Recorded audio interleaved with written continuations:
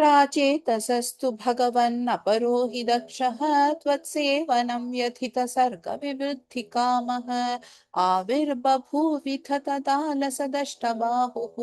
तस्मै वरं दधिततां च वधूमसिग्नीं तस्यात्मजा स्वयुतमीश पुनः सहस्रं श्रीनारदस्य वचसा तव मार्गमापुः नैकत्र वासमृषये समुमोच शापम् भक्तोत्तमस्तु ऋषिरनुग्रहमेव मेने षष्ट्या ततो दुहितृभिसृजतः कुलौघान् दौहित्रसूनुरथ तस्य स विश्वरूपः त्वत्स्तोत्रवर्मितमचापयतीन्द्रमाजौ देवत्वदीयमहिमा खलु सर्वचैत्रः प्राक्षूरसेन विषये किल चित्रकेतुः पुत्राग्रहीणपतिरङ्गिरसः प्रभावात्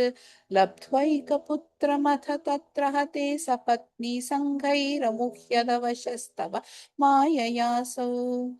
तं नारदस्तु सममङ्गिरसादयालुः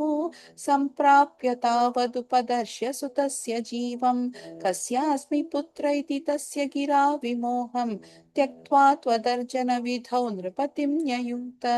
स्तोत्रं च मन्त्रमपि नारदोऽथ लब्ध्वा तोषाय शेषवपुषो ननु ते तपस्यन् विद्याधराधिपतितां स हि सप्तरात्रे लब्ध्वाप्यकुण्ठमतिरन्वभजद्भवन्तम् तस्मै मृणालधवलेन सहस्रशीर्ष्णा रूपेण बद्धनुतिसिद्धगणावृतेन प्रादुर्भवन्न चिरतोऽनुतिभिः प्रसन्नो तत्त्वात्मतत्त्वमनुगृह्य तिरोदधात त्वद्भक्तमौलिरथसोऽपि च लक्षलक्षं वर्षाणि हर्षुलमना भुवनेषु कामं सङ्गापयन् गुणगणं तव सुन्दरीभिः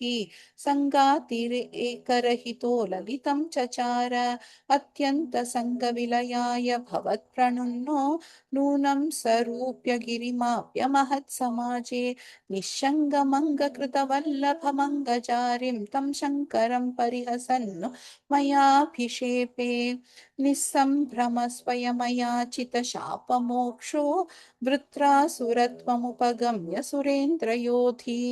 भक्त्यात्मतत्त्वकथनैः समरे विचित्रं शत्रोरपि भ्रममपास्य गतः पदं ते त्वत्सेवनेन दितिरीन्द्रवधोऽत्यतापि तान् प्रत्युतेन्द्र सुकृतो मरुतोऽभिलेभे दुष्टाशयेऽपि शुभदैव भवन्निषेवा